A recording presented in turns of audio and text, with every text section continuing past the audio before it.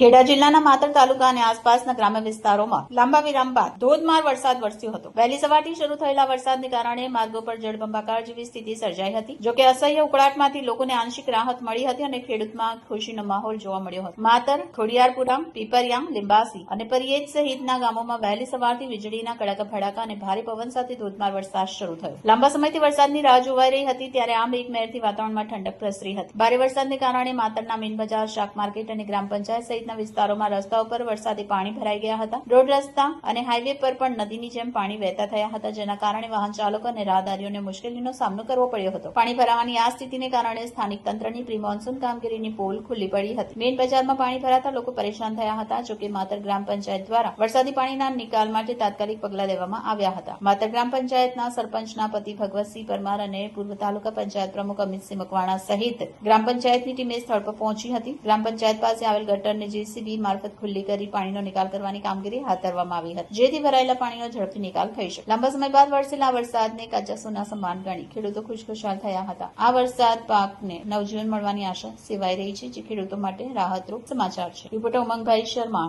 Azad media live, Kheda.